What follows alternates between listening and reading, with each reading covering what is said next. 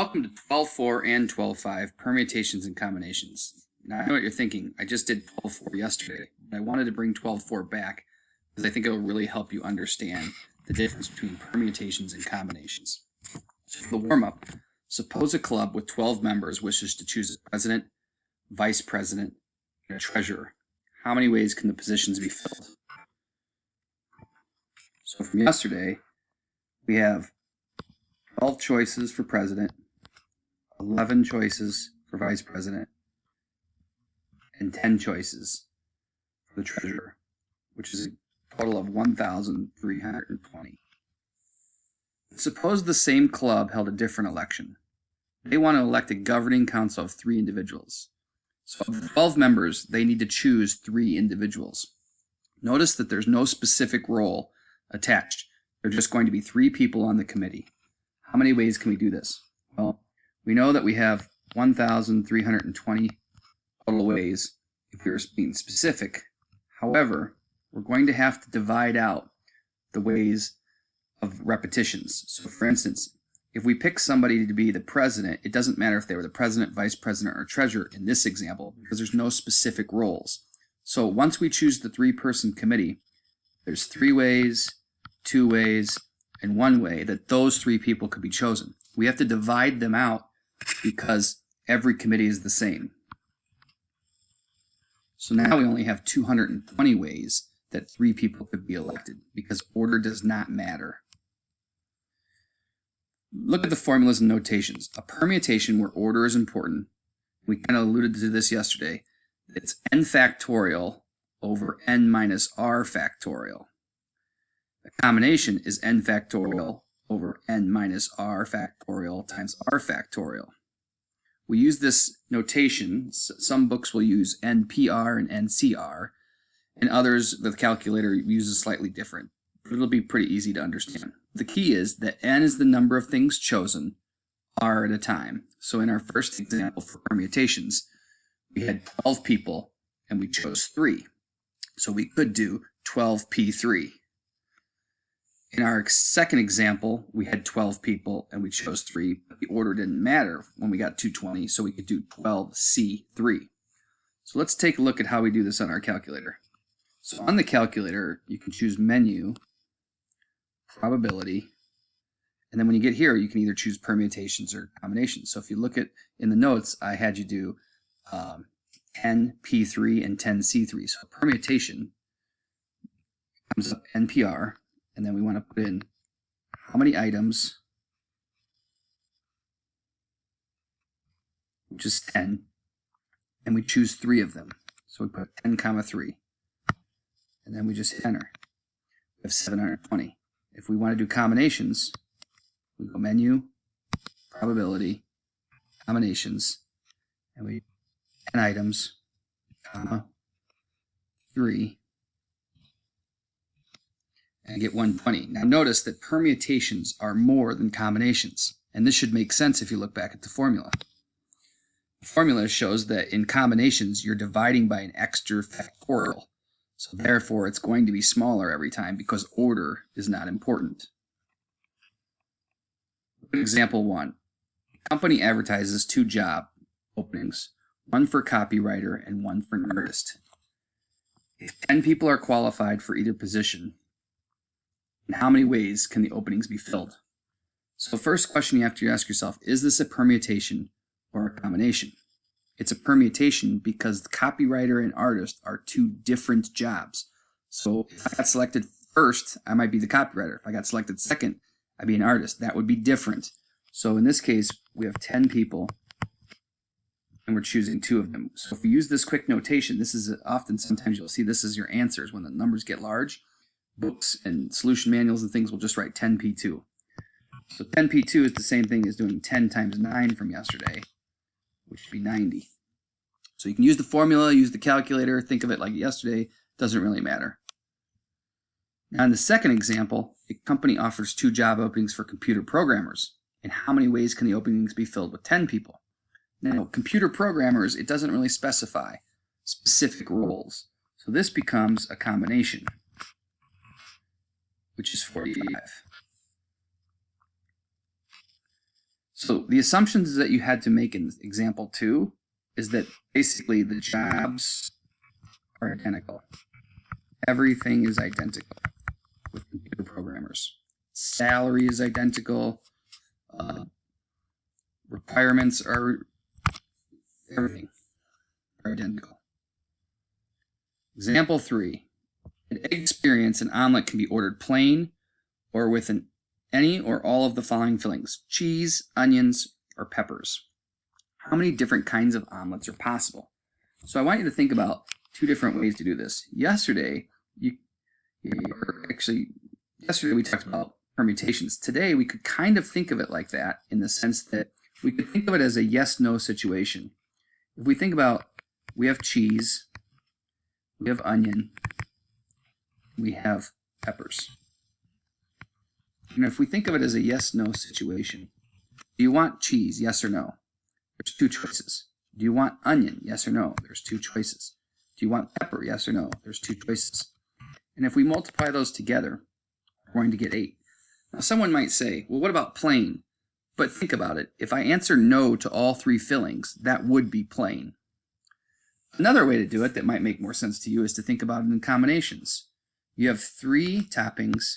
You could choose none of them, hence your plain. Add that to 3 where you choose 1. Add that to 3 where you choose 2. And add that to 3 where you choose all 3. So as a combination, because we don't care about the order that the cheese, the onions, and the peppers are put in the omelet, we're basically doing 4 cases, and we're using the word or kind of in our mind. Do you want plain, or do you want 1 topping, or do you want 2 toppings, or do you want 3? And then you add those together. Well, what you'll find is that this total answer is also 8. Example 4. If a committee of 5 is selected at random from a group of 9 people, 6 women and 3 men, what's the probability that it will have Eileen and Ben, 2 of the 9 people? So now we're into probability. Again, keyword probability. We're not just doing the total ways. So remember, we have to figure out the total ways of the event that we want over the total ways in the sample space. So in this case, we want Eileen and Ben, 2 of the 9 people. So between Ben and Eileen, we want both of them, and we don't care which order. So think of it this way. 2 of those people can choose both of them. Times, there are 7 people left over, and we need 3 of them because they said 5-person committee. That would be the total ways of choosing Ben and Eileen and 3 of the 7 left. The 2C2 really is kind of irrelevant, but I like to put it on there because what you'll notice when you're doing this is that this number and this number will equal your original amount, 9 people. And this number will equal how many people you're choosing, 5. So I just think it's a good check when you're thinking about math. So we have to divide that by the total ways we choose 5 people. So there was 9 people. We don't care what order it is. 9 choose 5. If we do this on our calculator, if we do it in pieces, on the top we'll get 35, and on the bottom we'll get 126. But if we do it all at once, it'll reduce to 5/18. Remember, we always want to reduce probability. Part B, exactly 3 women and 2 men. So now there's 6 women in the problem, and we're going to choose 3 of them. Again, order does not matter. There are 3 men in the problem, and we're going to choose 2 of them. We're going to divide that by the total number of ways. And when we do this, it's going to reduce to 10 out of 21. Last one, at least 3 women. If you think about yesterday, we could do this example where we did at least 3. So we could do 3 women on the committee, 4 women on the committee, etc. And then 5 women on the committee. But this might be easier to think about what happens if we do the opposite effect. We do less than 3 women. We subtract from 100%. So we have 100%, remember, is the probability of the entire events happening, minus, and we take off choosing 2 women and 3 men, all 3 men. Now, think about this. The reason this saves us time is because, again, what we pointed out, these 2 numbers have to add to 9. and these two numbers have to add to 5. There is no scenario where we could only choose one woman because of the fact that there are only 3 men available and we have to total 5 people. So when we do the math, we get 1 minus 15 over 126.